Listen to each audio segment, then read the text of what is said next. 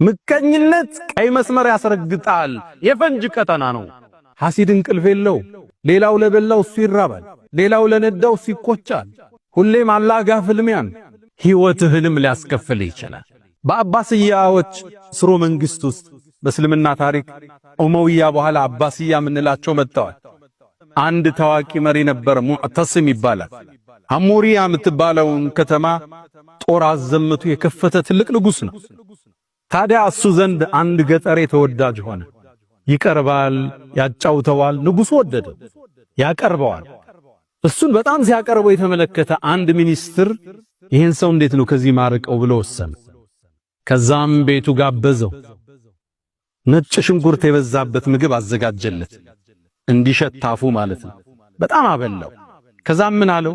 ማታ ወደ ንጉሱ ስትሄድ የነጭ ሽንኩርቱ ሽታ ንጉሱን እንዳያውከው አፍህን እባክህ ዘጋርጋ አውራው አለው። ተስማማ። ታዲያ ሚኒስትሩ ቀድሞ ወደ ንጉሱ ገብቶ ነበርና ንጉሥ ሆይ ታሪኮን እየሰሙ ነው አላቸው። ምን ተፈጠረ? ያ እኮ ብታመጣው ያን እንግዳ ሳያስፈቅድ የሚገባው የቅርብ ወዳጅ ንጉሱ አፉ ይሸታል እያለ ያወራ ነው አለው። ተበሳጨ ሙዕተስብ። እኔ ባከበርኩ ባቀረብኩት እኔን ከባድ ነው ለነገስታት ይሄም መባል።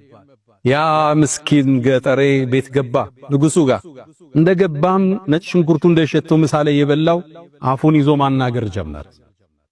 ሲያናግር ንጉሱ ገባው። አሃ እኔን ይሸተኛል ብሎ እሱ እንደሸተው ብሎ የኔ አፍ ይሸተዋል ብሎ ነው ይዘጋላ።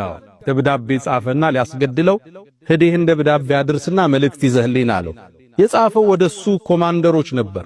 ሲደርስ ይሄን ሰው ግደሉት የሚል ደብዳቤውን ይዞ ይሄ ገጠር ይወጣ። ሲወጣ ሚኒስትሩ አገኘ። የት ይሄድክ ነው? ይሄን ወረቀት አሽጎ ሰጥቶኛል ላደርስ ነው አለው። ከዛም ወደ ቤት ነው የምትሄደው? ወደዚህ ቦታ።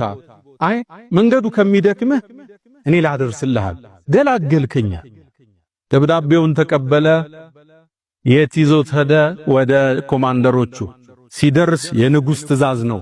ለምን እንዴት የለም። እንደመጣ ተቀበሉና ቀሉት ያንን ሚኒስትር። ከዛ ሚኒስትሩ ሲጠብቅ የለም ንጉሱ። 2 ቀን 3 ቀን አላገኘው። የት ሄደ ሲል አይ እሱ እኮ ተገሏል አሉ። ማን ገደለው? የሆነ ደብዳቤ ይዞ ሄዱ። ደብዳቤውን ለሌላ እኮ ነው የሰጠው። አስጠራ ያን ገጠሬ። ደብዳቤው ስለ አድርስልሃል የሰጠውት። ከዛ ንጉሱ ጠረጠረ፣ የሆነ ነገር አለ።